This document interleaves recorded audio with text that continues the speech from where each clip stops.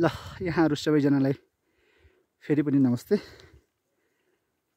हामी अहिले यो खङसार देखि बेस क्याम्पको पैदल यात्रामा श्रीखर्कादेखि माथि लगभग 3 घण्टाको पैदल यात्रा तय गरिसकेका छौं।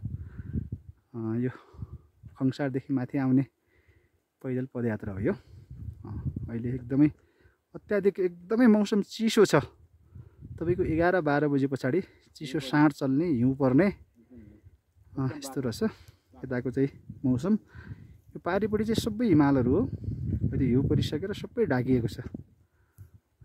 अब हामी Annapurna base camp Annapurna base camp हैन, तिलीचो बेस क्याम्प जानको लागि यो पैदल यात्रा यो पदयात्रा हुँदै बिस्तारै हो यो साँगुरो गल्छी पार गरेर बेस क्याम्प पुग्दै छौं। अब सम्भवतः हामी 1.5 घण्टाको यात्रापछि बेस क्याम्प पुग्दै छौं। एकदमै हिउँ परिरहेको छ। यो पारितिरको हिमालहरु सबै ढाकिसक्यो हिउँ परेर अलिअलि। यता हाम्रो तिलीचो तालको यात्रा तय गर्दै गर्दा हाम्रो मेरो साथीहरु आदरणीय मामा नमस्कार। मामा नमस्कार। मेरो प्यारो भाइ नमस्ते। इमान के छ, कस्तो अनुभव भइराछ तपाईहरुलाई? एकदम अलि नजिक क्लोज हुनुस् त। रमाइलो पनि भइरहेछ यो। हजुर हजुर ल ठिकै छ।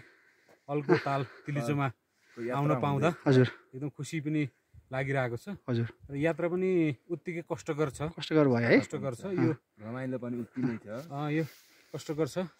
एकदम अत्याधिक हिउँ परेको छ। पर्यो त नि। यहाँ आउँदाखेरि आउनुहुने सबै साथीभाइहरुलाई 11 बजे भन्दा पहिला हाम्रो तल के भन्छ खङसारदेखि 11 भित्र बजे 11 हजुर बेस क्याम्प आइपुग्नु हुन पुगिसक्नु पर्ने हैन मामा? हजुर अनुरोध गरे। किन भन्दा अहिले यो 2 बजे पछाडीको मौसम यहाँ अत्याधिक चिसो। हजुर र हिउँ एकदमै बाक्लो परेछ है? एकदम हिउँ बाक्लो। त्यसपछि चाहिँ एकदम चिसो फिलिङ भइरहेको छ। हजुर यस्तै छ।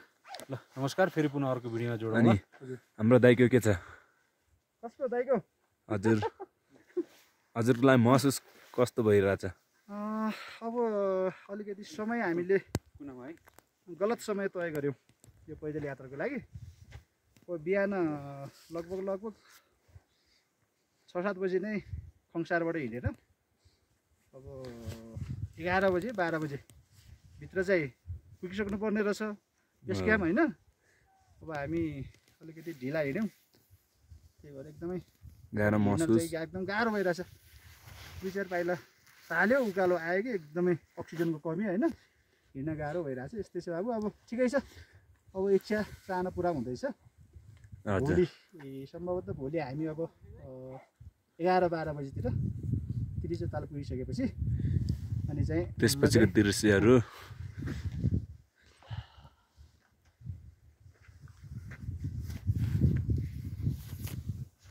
मामा गइसक्नु भएको?